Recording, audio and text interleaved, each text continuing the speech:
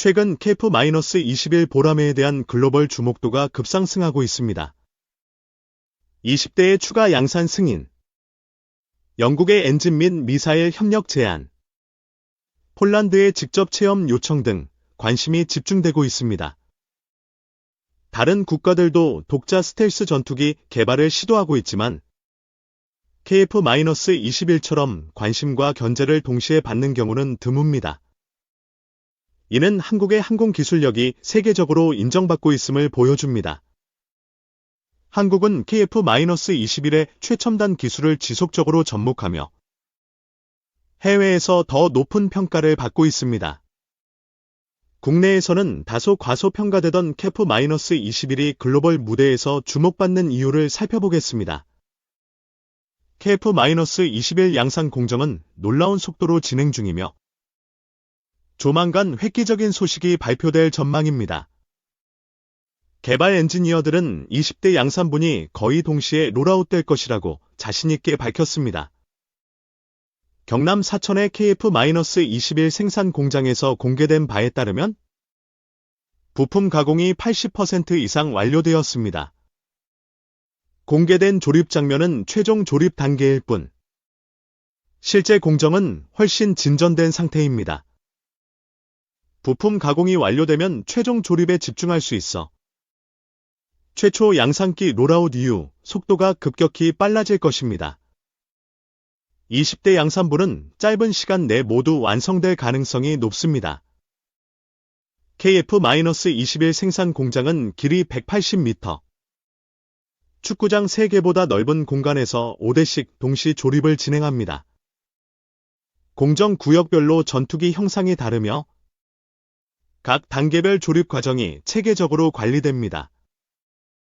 현장 엔지니어들은 납기 준수를 위해 배관 작업 등 세부 공정에 매진하고 있습니다. 박정욱 양산 사업관리팀장은 듀얼라인 구축으로 조립 속도를 더욱 높일 계획이라고 밝혔습니다. KA는 공정 간 유기적 연결과 단계별 작업 일정 준수로 양산 효율성을 높이고 있습니다. 펄스, 동체 자동 결합 체계 등 첨단 장비로 정밀성과 안정성을 확보하고 있습니다. KF-21 양산 2호기는 2024년 7월부터 부품 가공, 구성품 제작, 동체 조립 단계를 거쳤습니다. 현재 최종 조립 단계에 진입해 전자 장비와 엔진 장착 후 기능 점검을 앞두고 있습니다. 최종 조립은 비행 수락 시험 전 외형 완성과 장비 작동 점검 단계로 완료 후 비행 시험에 투입됩니다. 카이의 고정익동 옆 조립동에서는 부품 가공과 구성품 제작이 80% 완료된 상태입니다.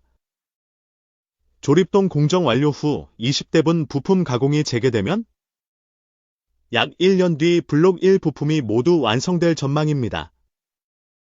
고정익동 옆 경납고에는 6대 시제기가 비행 데이터를 수집하며 테스트 중입니다. 2025년에는 미티어와 아이리스트 등 무장 발사 시험이 집중적으로 진행되었습니다. 시제기 비행 시험은 70% 완료되었으며 남은 일정도 양산에 기여할 예정입니다. KF-21 개발은 마무리 단계에 접어들며 다음 단계로의 전환이 준비되고 있습니다. 10월 에디스 방산 전시회에서 전시용 축소 모형이 공개될 계획입니다. 공고문에는 KF-21 전자전 포드의 세부 형상과 탑재 위치, 실물 사이즈가 포함되었습니다. 이는 카이가 전자전기 개념 설계를 이미 완료했음을 의미합니다. 전자전 포드는 수신용, 윙팁 마운트, 과재밍용, 기체하부으로 나뉘며 A4 레이더를 활용합니다. 카이는 전자전기 개발 가능성을 적극 어필하며 타당성을 입증하려 합니다. 카이는 KF-21의 무인기 운용 능력 강화를 목표로 연구를 진행 중입니다. 무인 편대기 개발에서 대한항공과 경쟁하며 카이의 무인기는 6톤급으로 대형화되었습니다. 이 무인기는 미티어 미사일 통합으로 공중전 보조가 가능하며 드론 모함 역할로 소형 드론을 탑재할 수 있습니다.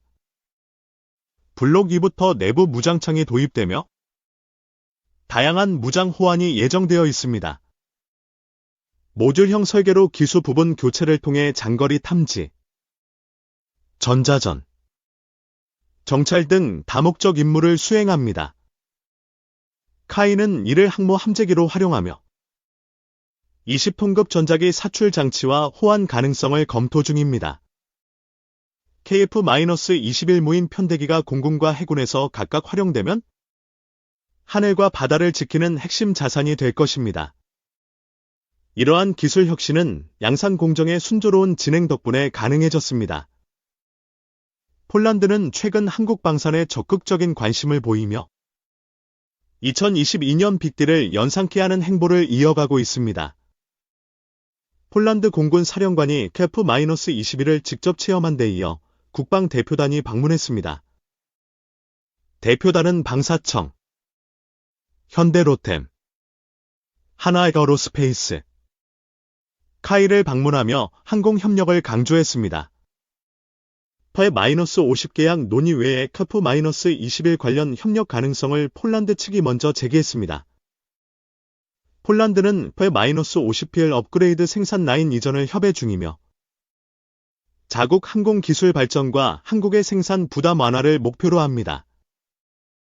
이는 KF-21 양산 가속화로 이어질 전망입니다. 카이는 KF-50 주문, 폴란드, 말레이시아 등으로 생산 라인 포화 상태에 직면해 있습니다.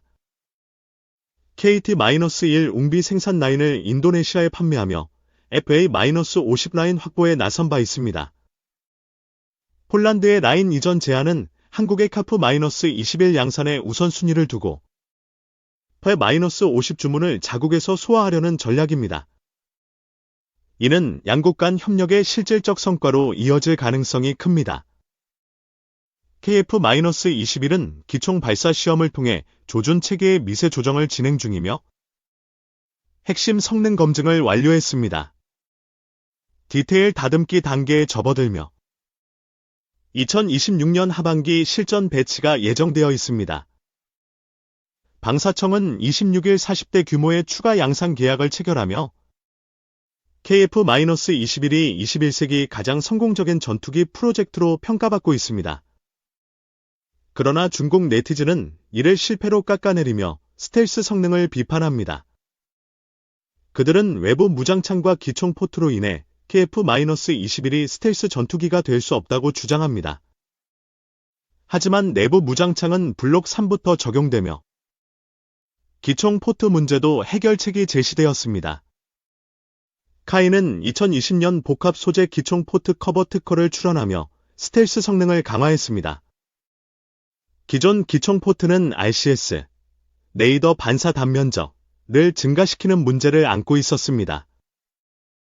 미국의 F-22와 F-35는 도어형 기총 포트를 적용했으나 이는 복잡한 정비와 중량 증가를 초래합니다. 카이는 일회용 유리 섬유 커버로 간단하면서도 효과적인 해결책을 제시했습니다.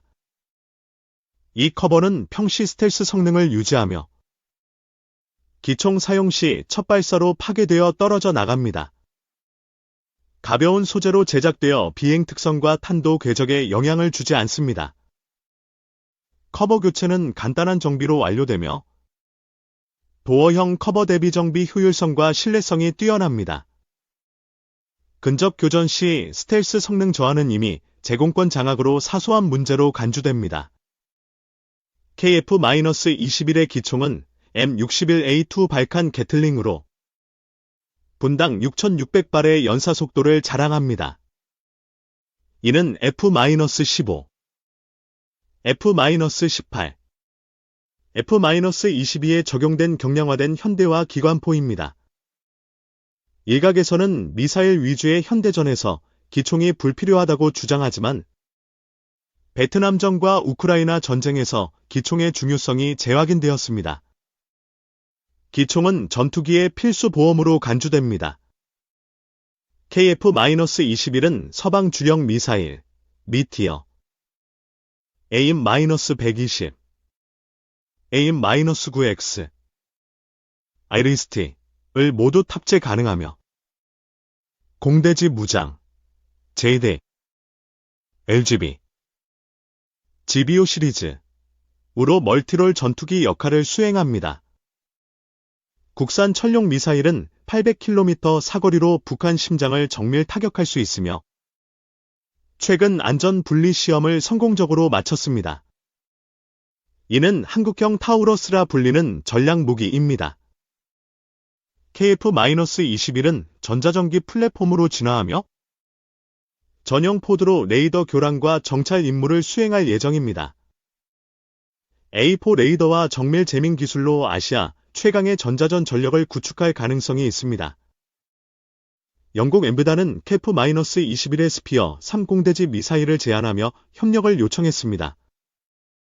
스피어 3는 브림스톤 기반으로 사거리와 기동성을 강화한 소형 미사일입니다. F-35 내부 무장창에 8발, 유로파이터에 16발 탑재 가능하며 KF-21과의 통합을 목표로 엔비디아가 적극 마케팅 중입니다. 말레이시아 방산 전시회에서 KF-21 모형의 스피어 3를 전시했습니다. 그러나 스피어 3는 높은 가격과 미완성 양산 체계로 인해 채택 가능성이 낮습니다. 한국은 천룡, KGB 및 JDAM 등 국산 및 기존 무장으로 충분한 대안을 보유하고 있습니다. 엔비디아는 미티어 계약을 기반으로 스피어 3 통합을 제안하지만 비용 부담과 개발 지연으로 한국은 신중한 입장입니다. 이는 KF-21의 글로벌 인기를 반영하는 사례입니다. 롤스로이스도 엔진 공동 개발을 제안하며 한국과의 협력을 모색하고 있습니다. 이는 한국 방산의 위상이 더 이상 견제 대상이 아닌 협력 파트너로 인식되었음을 보여줍니다. 과거 유럽은 한국 방산을 배척했으나 가격과 성능에서 밀리며 동맹으로 전환하고 있습니다. KF-21은 세계 방산 시장에서 무시할 수 없는 존재로 자리 잡았습니다. 2차 양산분 인상률이 1% 미만으로 승인되며 전력화 문턱을 넘었으며 해외 매체는 KF-21을 6세대 전투기 발전의 세 번째 주자로 평가했습니다. 파리 에어쇼 2025에서 카이는 KF-21과 유무인 복합 체계를 소개하며 2030년경 6세대 전투기 전환 가능성을 강조했습니다. AI 파일럿과 무인기 연동 기술 개발이 활발히 진행 중입니다. 중국과 미국의 6세대 전투기, 2030년대 중반 전력화와 비교해도 한국의 개발 속도는 뒤지지 않습니다. 스카피와 FGS가 지지부진한 가운데 한국의 기세가 두드러집니다. KF-21은 5.5세대 전투기로의 발전 가능성을 인정받으며 AI 통합과 신형 엔진 개발로 6세대 전투기 기반을 다지고 있습니다. 한국은 글로벌 공중전 세력도를 재편하는 주체로 부상했습니다. 이상으로 KF-21의 기술 혁신과 글로벌 주목의 이유를 살펴봤습니다. 앞으로도 한국 방산의 도약을 기대하며 최신 소식을 전하겠습니다.